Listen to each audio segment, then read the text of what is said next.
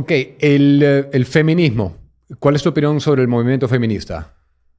Yo estoy muy de acuerdo con el feminismo, estoy muy a favor del feminismo incluso de la primera ola, también a favor de muchas de las demandas de de los últimos feminismos, ¿no? Creo que hay un tema todavía, un debate importante que dar en América Latina respecto de la violencia a la mujer. Esto es un tema que sí existe, que no se puede negar, pero sí estoy muy a favor de digamos, la primera parte o la primera ola del feminismo. Creo que hay un feminismo liberal, el feminismo de hace unos 200 años, ¿no? Que inaugura esta tradición de igualdad ante la ley, y creo que es un punto válido. Creo que el feminismo es totalmente compatible con el liberalismo y creo que también podemos hacerlo compatible con muchísimas de las demandas que se están pidiendo ahora, donde claramente, digamos, determinados políticos, modelos políticos, modelos religiosos, incluso de estos que estábamos hablando, que reniegan de esas libertades individuales o libertades sexuales o cosas que tienen, o libertades relacionadas al cuerpo de uno mismo, ¿no? A que yo decido por mi propio cuerpo y nadie más tiene por qué decidir sobre lo que yo hago con mi propia vida, mi propio cuerpo, mis propias, digamos, digamos, mi propio futuro.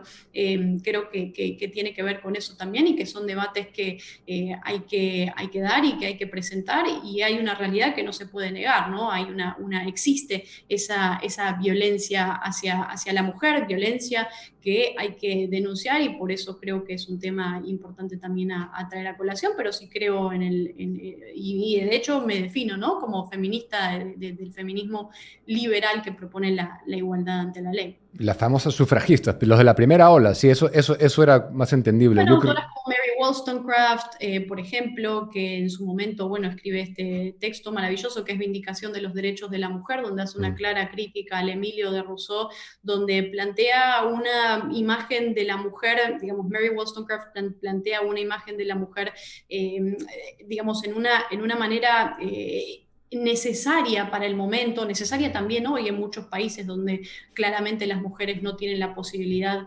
de votar, de estudiar. Digo, hace muy poquito en Afganistán, hace simplemente unas semanas, se pasó una ley donde las mujeres a partir de los 12 años no pueden tener acceso a la educación. Entonces, digamos, este es un tema que todavía digamos, lo estamos tocando y el mundo lo está viviendo.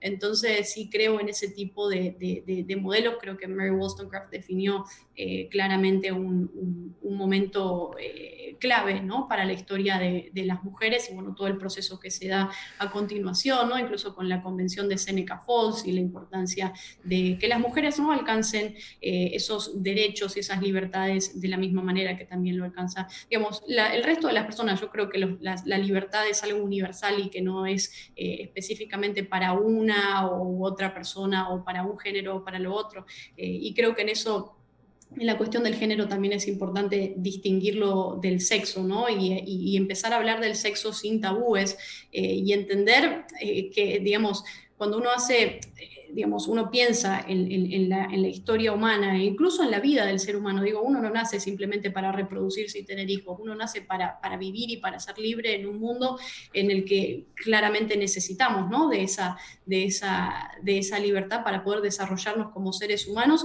Entonces creo que es importante distinguir el género del sexo, que es algo que muchos de estos jóvenes bueno, claramente representan a esa derecha nacional populista, no lo terminan de comprender, y que bueno, fíjate que además muchos de ellos son los que se la pasan hablando de familia, pero a fin de cuentas no tienen ni familia, ni hijos, ni nada, y terminan buscando esa obsesión de regular la vida y la familia de las demás personas, imponiéndote un modelo de vida de los años 50 que claramente no funciona. ¿Cuáles son algunos de los organismos o de las causas que usan estas máscaras de defensores de la libertad cuando en realidad no lo son? ¿Qué identificas tú? Bueno, yo lo veo hoy principalmente en determinados partidos políticos, movimientos que podés ver a lo largo de Europa, ¿no? Encabezados de hecho por modelos como el de Víctor Orbán en Hungría, Putin incluso en Rusia, estos modelos autócratas dictatoriales en los que se impone nuevamente esa necesidad para ellos de unir la religión con el Estado. Creo que ese es uno de los peligros más grandes que vemos hoy en el mundo, y el auge y el brote de ese nacionalismo nacionalismo que también tienen estos modelos, que se va replicando a lo largo de Europa y del mundo. En Europa con modelos como Giorgia Meloni en Italia, o modelos como el de Matteo Salvini también en Italia. Quizás partidos políticos como Vox también claramente entran en lo que representa a España, Marine Le Pen en Francia, Donald Trump en Estados Unidos, Bolsonaro en Brasil, Kast en Chile, y todos estos modelos que siguen insistiendo precisamente en ese control respecto de las libertades de los individuos y que buscan implementar o digamos, utilizar al Estado. Generalmente se presentan como, fíjate ahora que entramos en esto de las máscaras, pero se presentan como aquellos que quieren, digamos, limitar al Estado o achicar al Estado, pero en realidad lo que quieren hacer es redireccionar al Estado para que ese mismo Estado y los poderes del Estado busquen alcanzar los modelos que ellos, digamos, pretenden imponer a la sociedad, ¿no? A través de la coerción o del monopolio de la fuerza que tiene el mismísimo Estado. Entonces creo que eso también termina aniquilando al individuo y nunca es bueno para la libertad y la sociedad libre. Ahora, ¿cuánto Estado, en tu opinión, debería existir?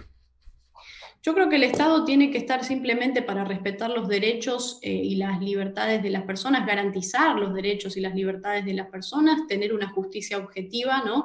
En la que claramente se necesite ese Estado de derecho, donde exista una seguridad jurídica, donde exista división de los poderes, donde, digamos, las leyes no hagan la vida de las personas cada vez más complicada, sino que hagan que las cosas funcionen de una manera mucho más agilizada, mucho más rápida y mucho más sencilla. Yo creo en un Estado limitado, en un Estado acotado y que funcione para las personas, sino que las personas tengan que funcionar para y por el Estado, ¿no? Creo que ese tiene que ser el punto, la creación de un marco institucional que defienda y que garantice el respeto por la propiedad privada, una justicia objetiva y un Estado de Derecho con respeto pleno y completo hacia las libertades económicas, políticas e individuales, porque la libertad no se puede, digamos, separar y decir, bueno, esta libertad me gusta y esta no, es la libertad completa. Totalmente. Un puñado de cosas, un puñado de tareas, de responsabilidades verdaderamente limitadas, pero efectivas. Ahora, quiero terminar preguntándote, es importante mencionar que el liberal no es de derecha, porque mucha gente automáticamente los equipara, ni de derecha ni de izquierda. Pero es indudable que ha habido un avance en Iberoamérica de la izquierda y de la extrema izquierda, sobre todo. Lo estamos viviendo en carne propia acá, en este país. ¿Qué consideras que se debe hacer al respecto? Yo creo que lo que hay que impulsar es generar esta conciencia respecto del individuo, ¿no? La importancia del individuo frente al colectivo o a la masa que ambos populismos o ambos modelos dentro de este espectro de izquierda-derecha buscan imponer. La derecha te quiere controlar la vida, la izquierda te quiere controlar el bolsillo y en el medio queda el individuo que es el más perjudicado de la ecuación, ¿no? Entonces creo que hay que generar conciencia respecto de esas libertades y de la manera necesaria en la que el individuo tiene que ver en América Latina al Estado, vuelvo a insistir, como el modelo que trabaja para uno y no uno trabajar para el Estado, y no esperar en el Estado la figura paternalista, ¿no? O la figura del gran Mesías que nos va a venir a resolver los problemas, sino cortar con esa dependencia populista donde un modelo, un gobierno te vuelve dependiente, ¿no? Porque el populismo hace claramente eso, vuelve dependiente a las personas, ya sea de izquierda o de derechas, pero vuelve dependiente a las personas, y creo que hay que cortar con esa mentalidad y apostar por una cultura del individuo, ¿no? Donde se respete a pleno el individuo. Ahora, veo que diriges la sociedad Atlas, que promueve las ideas de Ayn Rand. Entonces, esto sí me parece un poco fascinante. ¿Debería relativizarse completamente el concepto de moral? O sea, ¿se pretende que se sigan los pasos de Ayn Rand? A ver, yo creo que, y este es un punto importante dentro de Sociedad Atlas, que es, digamos, la rama en español de The Atlas Society, que es una organización que se funda hace ya varias décadas de la mano de David Kelley, que es uno también de los discípulos, ¿no? de esa rama objetivista que plantea lo que se llama y lo que se denomina objetivismo abierto, Open Objectivism. Eso la hace distinta de otras organizaciones objetivistas en las que se entiende el pensamiento de Ayn Rand como un dogma, como algo final, como una palabra final que se acaba cuando Ayn Rand pone el último punto en el último de sus escritos. Y lo que busca The Atlas Society, esta organización de la que formo parte, es promover la continuidad y la evolución del pensamiento filosófico a partir de Ayn Rand, ¿no? Yo creo que eso también es muy importante para tener en cuenta, no solo en Ayn Rand, sino en todo tipo de ideas. Y por eso el liberalismo, fíjate, el liberalismo no es un dogma y no tiene una palabra final. El liberalismo no es digamos, una doctrina, porque, digamos, es también una forma de vida. Yo creo que claramente lo identifico más con una forma de vida, un conjunto de ideas que ponen al individuo por encima de todo y que ponen a la libertad por encima de todo.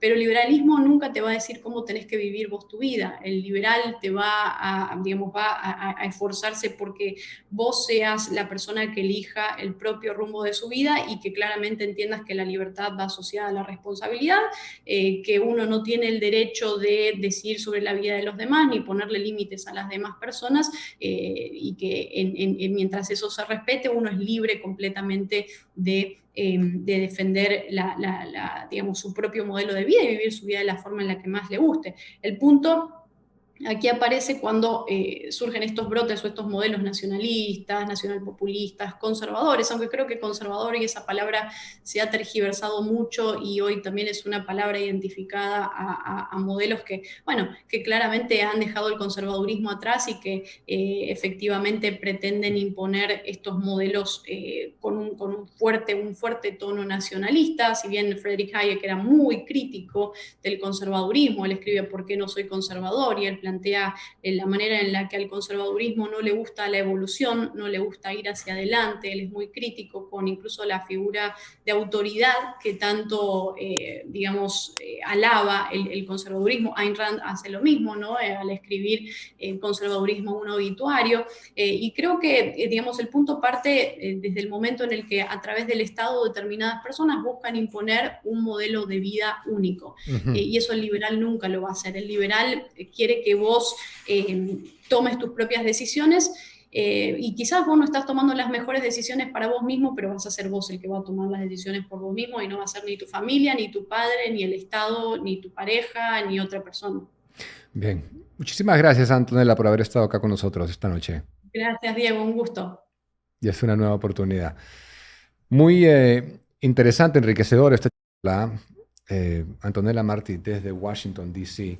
Y unas conclusiones, dado que hoy hemos tenido verdaderamente una enriquecedora intervención de una pensadora destacadísima del liberalismo internacional, y yo diría que de las más importantes jóvenes, porque es una intelectual muy joven, que ya tiene un currículum impresionante, pero es importante resaltar algunos puntos sobre lo que ella dice y sobre el liberalismo, y sobre por qué considero que ningún camino para solucionar problemas para la vida política de los países, para la vida social, para el progreso, puede estar divorciada de la libertad.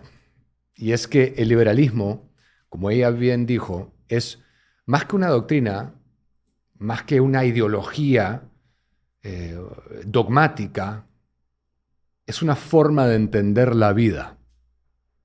Es eso lo que es el liberalismo. Ahora, dentro del espectro liberal, evidentemente, hay quienes somos un poco más conservadores en lo social, que, por ejemplo, Antonella. Y esa tolerancia es lo que caracteriza también el liberalismo. Espero les haya servido esta charla. Es importante ilustrarse en las ideas de la libertad para entender por qué uno cree lo que cree. Y ahí le dejamos esta charla con la señorita Antonella Martí. Le agradecemos nuevamente su presencia aquí. Y conmigo será hasta una nueva edición de Asintomático por ILAT Media, el canal del Instituto de Libertad y Acción para el Desarrollo, donde defendemos por sobre todo la libertad. Gracias.